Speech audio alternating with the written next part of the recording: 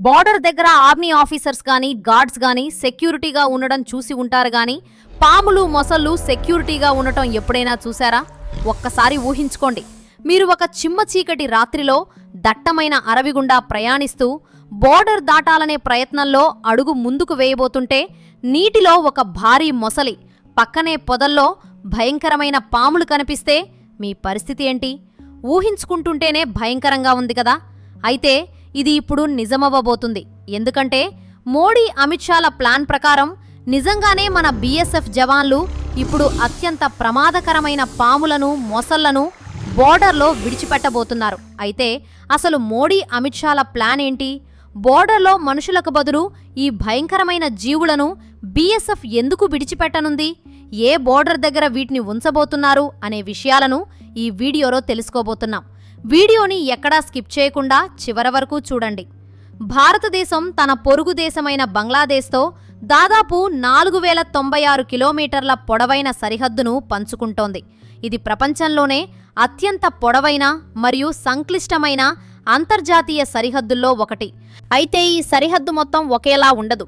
ఇందులో దట్టమైన అడవులు, కొండలు, చిత్తడి నేలలు మరియు అనేక నదులు ఉన్నాయి.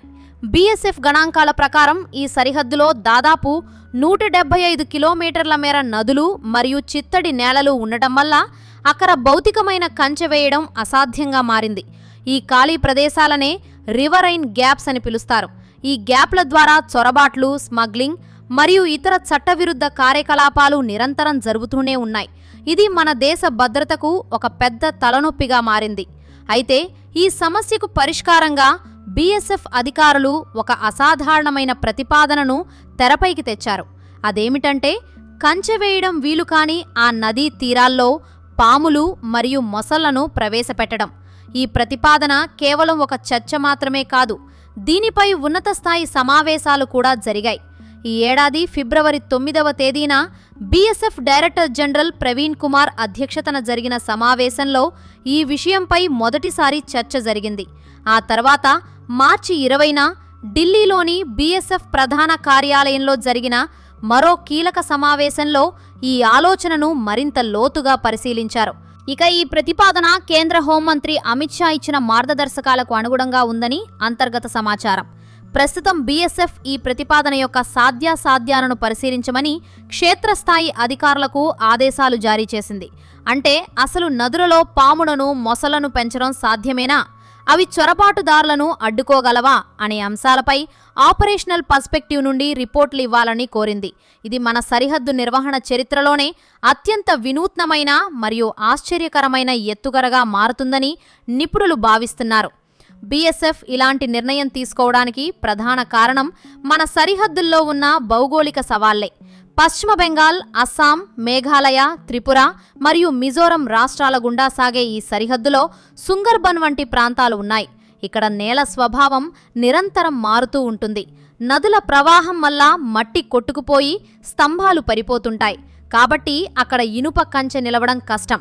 ఇక్కడే చొరబాటుదారులు సులభంగా లోపలికి వచ్చే అవకాశం ఉంది. ఇప్పటివరకు బీఎస్ఎఫ్ అక్కడ డ్రోన్లు, థర్మల్ ఇమేజర్లు మరియు అత్యాధునిక కెమెరాలను వాడుతున్నప్పటికీ పూర్తి స్థాయిలో నిఘా ఉంచడం కష్టమవుతోంది. అందుకే అక్కడ పాములు, మొసళ్లను పెంచాలని భావిస్తున్నారు. అయితే సరిహద్దుల్లో ఇలాంటి నైసర్గిక అడ్డంకులు సృష్టించడం అనే ఆలోచన కొత్తదేమీ కాదు. అమెరికాలో కూడా ఇలాంటి ప్రయోగాలు జరిగాయి. ఫ్లోరిడాలో అల్లిగేటర్ అల్కాట్రాజ్ అని పిలువబడే ఒక డిటెన్షన్ సెంటర్ ఉంది. అక్కడ ఖైదీలు తప్పించుకోకుండా చిత్తడి నేలల్లో మొసళ్ళు మరియు కొండ చిరువలను ఒక సహజ రక్షణగా వాడుతుంటారు. అమెరికా అధ్యక్షుడు డొనాల్డ్ ట్రంప్ కూడా ఒకప్పుడు మెక్సికో సరిహద్దులో రియో గ్రాండే నదిలో మొసళ్లను వేయాలనే ప్రతిపాదనను సరదాగా ప్రస్తావించారు.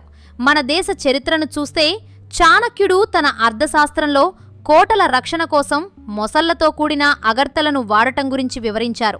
కాబట్టి ఇది ప్రాచీన భారతీయ మేధస్సు మరియు ఆధునిక సరిహద్దు నిర్వహణల కలయిక అని మనం చెప్పుకోవచ్చు. అయితే కేవలం పాములు, మొసళ్లే కాదు, బీఎస్ఎఫ్ ఇప్పటికే ఒక పైలట్ ప్రాజెక్టు కింద తేనెటీగలను కూడా సరిహద్దు రక్షణలో వాడుతోంది. కంచె వెంబడి తేనెటీగల పెట్టెలను అమర్చడం ద్వారా స్మగ్లర్లు కంచెను కత్తిరించడానికి ప్రయత్నించినప్పుడు ఈ ఈగలు వారిపై దాడి చేస్తాయి. దీనివల్ల స్మగ్లర్ల ముఖం వాచిపోయి వారు గుర్తుపట్టడానికి వీలుగా ఉంటారు. అదే సమయంలో సరిహద్దు గ్రామాల్లోని ప్రజలకు తేనె సేకరణ ద్వారా ఉపాధి కూడా దొరుకుతుంది. ప్రస్తుతం ఈ ప్రాజెక్టులో భాగంగా తులసి, అశ్వగంధ వంటి ఔషధ మొక్కలను కూడా అక్కడ పెంచుతున్నారు. అంటే ప్రభుత్వం ప్రకృతిని కేవలం భద్రత కోసమే కాదు, ప్రజల అభివృద్ధి కోసం కూడా వాడుకుంటోంది. కానీ ఈ పాములు మరియు మొసళ్ల ప్రతిపాదనలో కొన్ని తీవ్రమైన సవాళ్లు కూడా ఉన్నాయి. మొదటిది ప్రాక్టికల్ సమస్య. ఈ పాములను, మొసళ్లను ఎవరు పట్టుకోవాలి, వాటిని ఎలా పెంచాలి అనే దానిపై ఇంకా స్పష్టత లేదు. రెండోది మరియు అత్యంత ముఖ్యమైనది స్థానిక ప్రజల భద్రత. సరిహద్దు వెంబడి అనేక గ్రామాలు ఉన్నాయి. వర్షాకాలంలో నదులకు వరదలు వచ్చినప్పుడు ఈ మొసళ్ళు లేదా పాములు పొరపాటున గ్రామాల వైపు వస్తే సామాన్య ప్రజల పరిస్థితి ఏంటి? క్షేత్రస్థాయిలోని చాలామంది కమాండర్లు ఇదే విషయాన్ని లేవనెత్తారు. అలాగే వన్యప్రాణుల రక్షణ చట్టాల పరంగా కూడా కొన్ని ఇబ్బందులు ఎదురుకావచ్చు.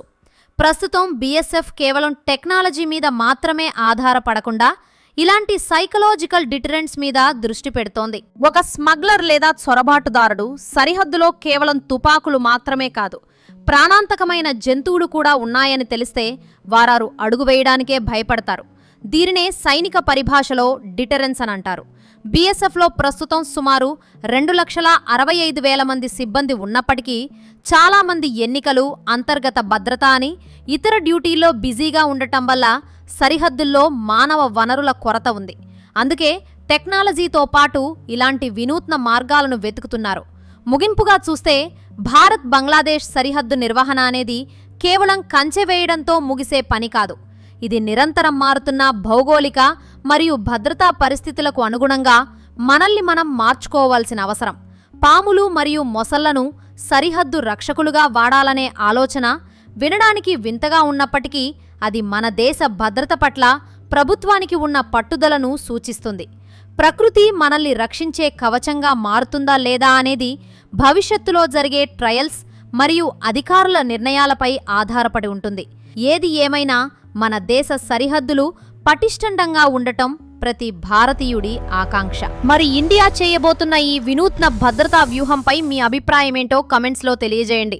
అండ్ ఈ వీడియో కనుక మీకు నచ్చితే ఒక లైక్ చేసి ఇలాంటి మరెన్నో ఇంట్రెస్టింగ్ వీడియోస్ కోసం మా ఛానల్ని సబ్స్క్రైబ్ చేసుకోండి.